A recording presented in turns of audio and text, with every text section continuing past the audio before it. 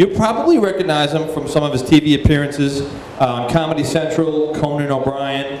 He is, like I said, a national headliner. He tours all around the country. He plays all the big clubs also in New York City. This is the first time he's here in Port Jeff, so let's have a nice, big Long Island welcome for Mr. Bill McCarty. Come on, Bill McCarty!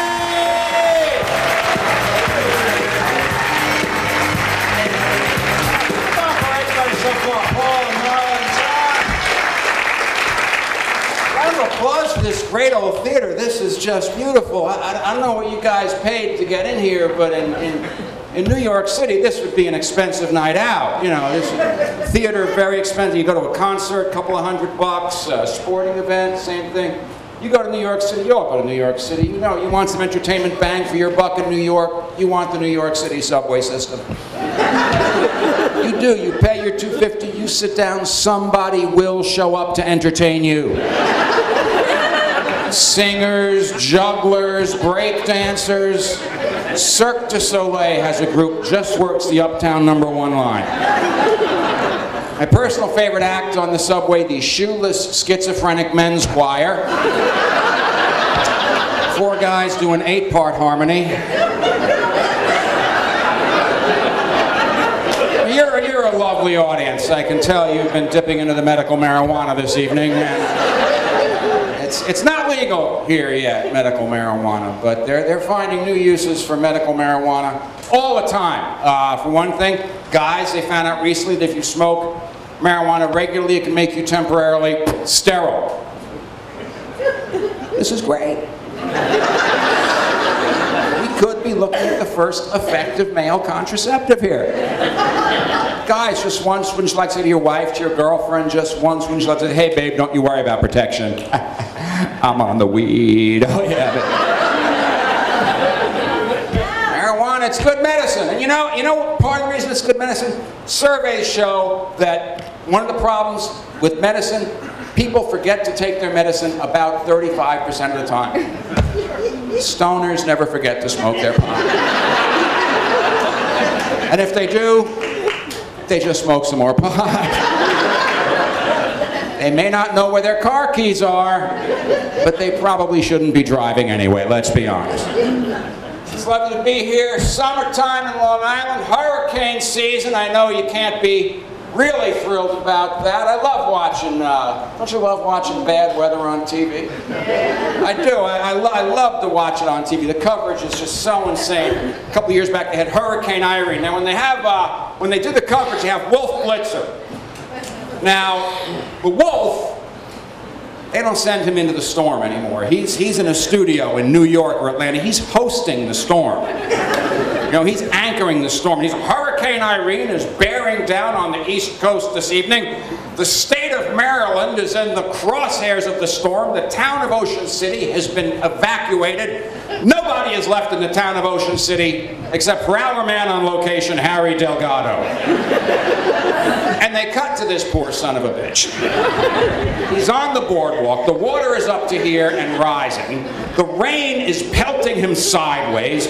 You hear this shrieking in the background. It's not the storm, it's the cameraman. All right. He's hanging onto a pylon like this. And Wolf Blitzer, God love him, years of experience come into play. He just hones and he says, Harry, what are the conditions like down there? And you just wish that Harry would say, well, Wolf, the conditions frankly suck.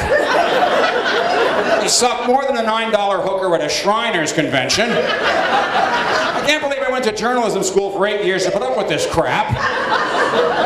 Why do they do this to these guys? We know what weather looks like. You all know what rain looks like. You know what a blizzard looks like. Why do they put them in the middle of the storm like that? Why do you think Al Roker lost 100 pounds? Every time there's a blizzard in New York, they put him under like the biggest tree in Central Park. Right? Next time there's a storm, put them in a bar in front of a picture window. That way when they say, Harry, what are the conditions like? You can say, well, the conditions are pretty damn good. They make a great Bloody Mary here. Local weather girl's making eyes at me. I might get lucky later. So, I'm working with pain this evening, thank you. I slept wrong. last night. Does this happen to anybody asleep wrong? Oh, yeah. Okay, I thought it was just me. All right, good. You know what I mean by sleep wrong? You go to bed, you're a normal human being, something knots up in your back, you wake up the next morning, you're turned into Quasimodo. What the hell is that all about? What am I doing in my sleep that I'm not doing when I'm awake that this shit goes on? I mean, I understand, okay, you're a guy, you're a teenager, you dream about sex, you have a wet dream. I understand that. The hell am I dreaming about? Heavy lifting all of a sudden?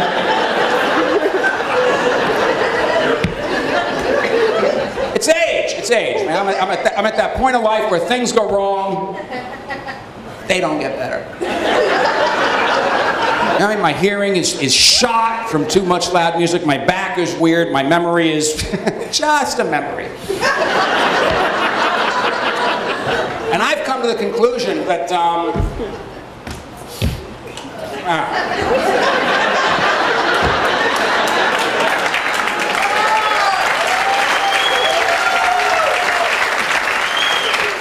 well, applauding premature Alzheimer's. How nice, thank you. No, here's the thing. The human body is designed wrong. You know what I mean? God, evolution, whatever, got it all wrong except for one thing, the teeth. Remember your baby teeth? Your spare set of teeth? You didn't have to brush them. You could grow shit on them. Turn your head into a science project. It didn't matter. They're your baby teeth. They're coming out anyway. Then you get the adult teeth. Then you get serious. Then you take care of them. I think the whole body should have the built-in baby backup system. This way you could smoke cigarettes for 10, 15 years. Your lungs get all weird and corroded. You just say, oh, they're my baby lungs. They're coming out anyway. Put them under the pillow, the lung fairy comes, you know. 25 cents a sack. And you hear the lung fairy. You never heard the tooth fairy. You hear the lung fairy. The lung fairy.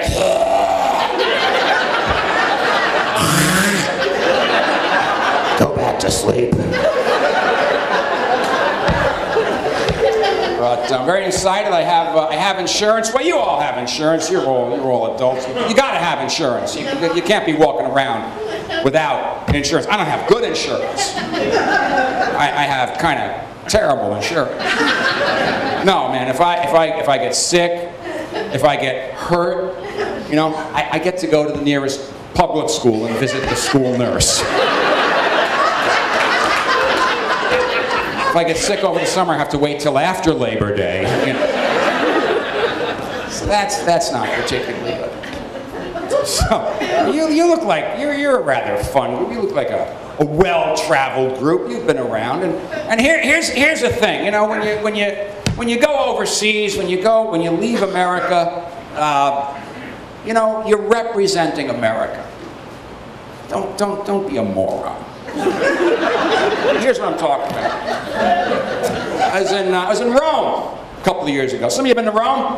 Yeah. I was in the Vatican. Now, if you go to the Vatican, they got certain rules. You know, if you're a woman, your skirt can't be too short. If you're a guy, you can't wear sandals, which, okay, apparently if Jesus comes back tomorrow, he's not getting into the Vatican, you know. I'm sorry, sir, the sandals. And what happened to your feet? Too soon? Okay. So I'm in the Vatican. I'm in the Vatican. There's a guy walking around the Vatican, an American, embarrassing the whole country. Guy has a T-shirt. T-shirt says, "Hand to God." T-shirt says, "I'm not a gynecologist, but I'll have a look anyway." What, is his "sit on my face and I'll guess your weight" T-shirt at the tailor's? And what the hell is he thinking? Wait till the Pope gets a load of me. I'm getting the private tour of the Sistine Chapel for sure. Just keep a grip on yourself. We got any Catholics here, by the way? Oh, quite, look at that. Got some. I know that's not the whole representation of Catholics here. Some of you are Catholic and you're just kind of laying back on it. I understand. It's very tough for the Catholics for the past 10 years with the priests and the abuse and the scandals and the cover-ups. If you're Catholic, you can be proud. Put that down anywhere. If you're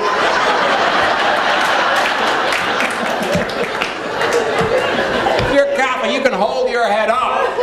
Because nobody anywhere has accused a nun of anything. Yeah, well, you know why? Yeah, people are afraid of nuns.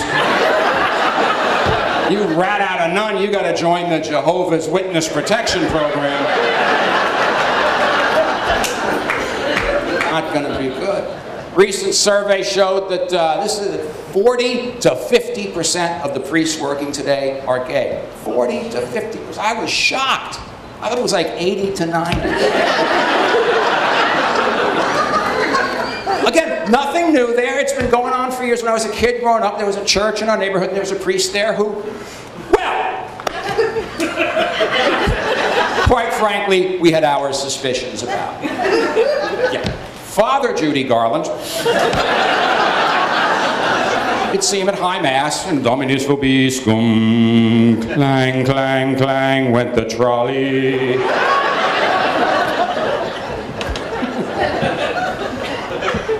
I think the most famous Catholic in the world, next to the Pope, got to be Bono.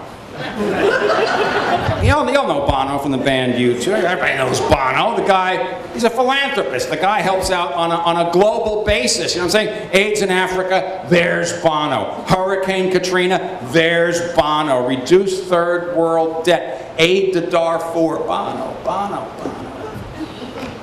I'll tell you, I joined the gym last month. They asked me, who should we call, you know, in the event of an emergency? I said, I'd call freaking Bono.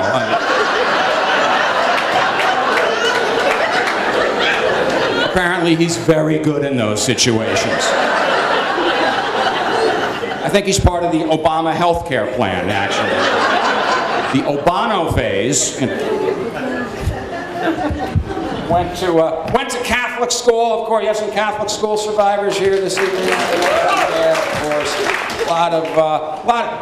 And the nuns get a very bad rap. They weren't all that bad. For instance, if a nun hated you, that wasn't so terrible. If a nun liked you, then you were in trouble. If a nun liked you, the way she would show her affection, her love, she would make you her slave. Put you in charge of little things around her. Little things. Oh, Billy! Billy dear, could you possibly stay after school and paint the convent? Thank you. I had a nun like me a lot. Sister Flagellum, I'll never forget her. Sister Flagellum had me in charge of clapping the dust out of the erasers every day, right? That was a good job. That was an honor. 8 years old, I had the lungs of a Kentucky coal miner, right? Tell you what else nuns like to do, sneak religion, sneak it in on you. Every topic, history, geography, arithmetic, second grade arithmetic. We used to get problems like, if Jesus, and I'm there, it's, oh, not him again, no. If Jesus has 5 loaves and 2 fish, how many hungry disciples can Jesus feed? Of course, the answer is, as many as Jesus wants to. Why? It's a miracle. It's a miracle. Don't divide by 4. Do not carry the fractions. It's a miracle. That's it. This explains why most of your finer accountants are Jews.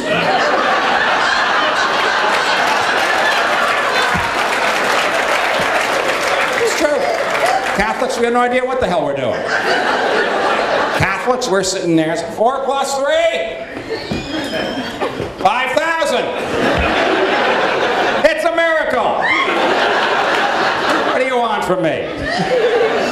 It's in the Bible. A lot of things we did not learn about in Catholic school. Drugs, for one thing. I learned about drugs in college. I was naive. I did not know. I walked in the classroom day, first semester, there's this guy wandering around and he's, oh, I'm so wasted.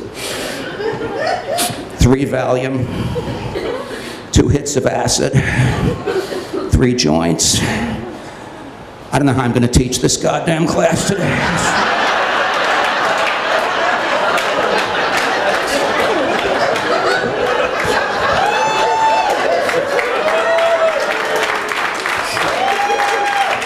Thank you, fellow psychology majors. So I'm married. I imagine we have some married people here this evening. We have a few, I've been married a while. Well, I'm not going to tell you how long a while. I will simply say, here's how long I've been married. The other day, my wife and I were in the supermarket, produce department.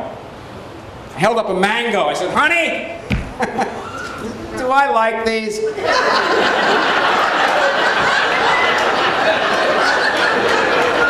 Yeah. Exactly. Yeah, my point precisely. At the point that you don't know what food you like anymore, guys, sign the insurance over to your wife, sign the do not resuscitate order, try to leave the scene with your dignity intact. I bought something from a wife recently. I went to one of these sex boutiques. Do you have these here in Port Jefferson, sex boutiques? No? Okay, thank you. It clashes with the whole cute, quaint, old world vibe we have here. Bought this stuff. I went to like Victoria's Secret. You don't have that? Yeah. Oh, that you have? What the hell do you think that's about, if not sex? Come on. You're not wearing this stuff to go, you know, looking for muscles or anything, are you? Honey, I'm putting on my thong. The tide is out.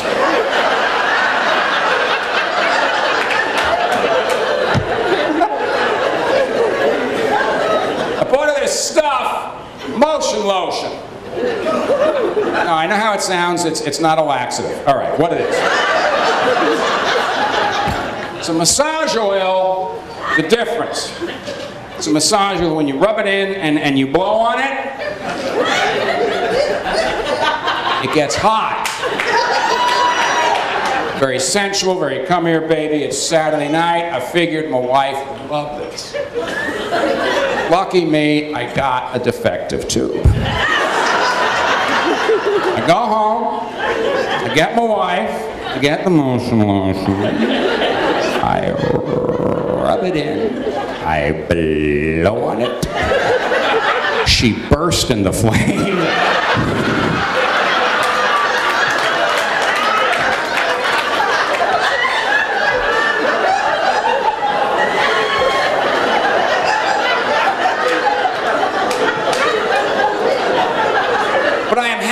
I'm proud to say that after many years of marriage, I have yet to resort to any of the pharmaceutical enhancements that are available for the flagging male libido. I think you all know what I'm talking about. You've seen the ads for Viagra. We all know what's going on there. You've seen the ads for Cialis.